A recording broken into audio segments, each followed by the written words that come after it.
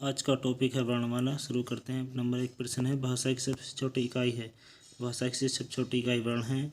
वर्णमाला कहते हैं, वर्णमाला वर्णों के व्यवस्थित समूह को कहते हैं।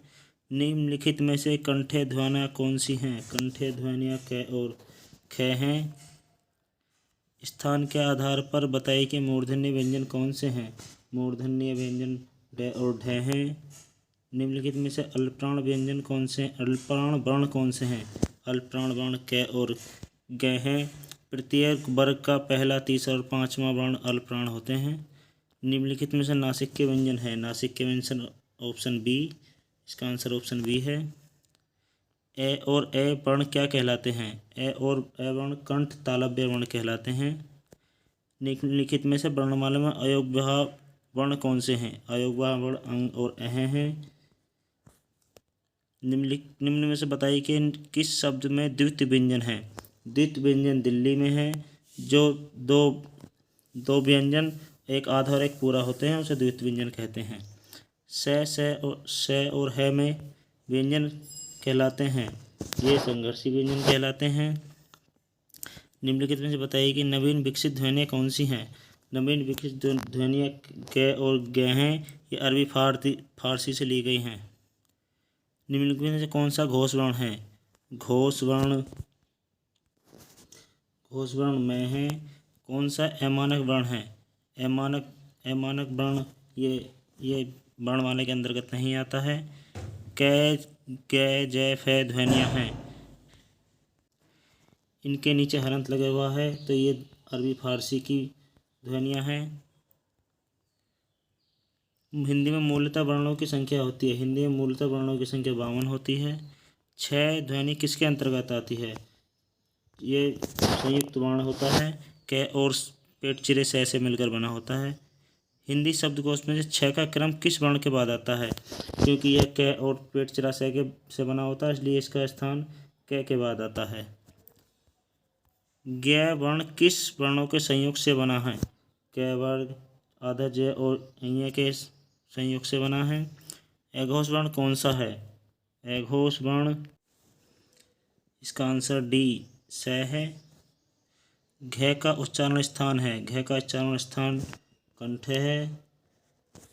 निम्नलिखित में से संयुक्त व्यंजन कौन सा है? संयुक्त व्यंजन ज्ञ है। निम्नलिखित से कौन सा वर्ण उच्चारण की दृष्टि से दंत्य नहीं है? इसका आंसर ट है। जिन वर्णों के अंत में ए आता है उन्हें क्या कहते हैं? उन्हें अकारांत कहते हैं। ऐसे अंत होते हैं ये। 6 वर्ण किस वर्णों के संयोग से बना है? इसका आंसर ए है। क आधा क और स के संयोग से बना है। हिंदी वर्णमाला में स्वरों की कुल संख्या है।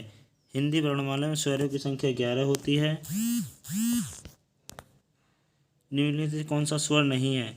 ये ज्ञ स्वर, ये स्वर नहीं है। निम्नलिखित से कौन सा ट वर्ग नहीं है? ट वर्ग के अंदर घ नहीं आता है।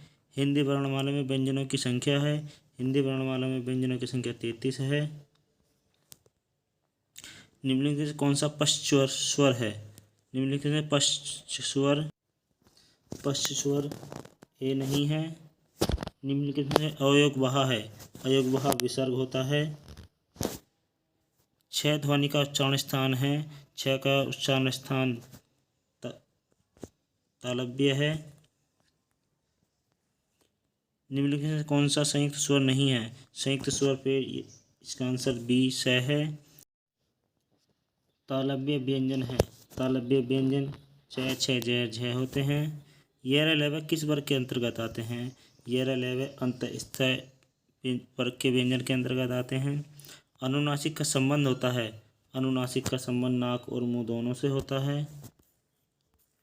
अनुनासिक व्यंजन कौन से होते हैं?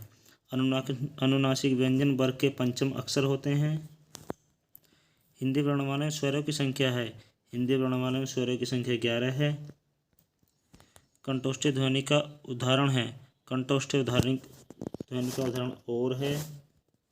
भाषा निर्माण की इकाइयों का सही अनुक्रम है।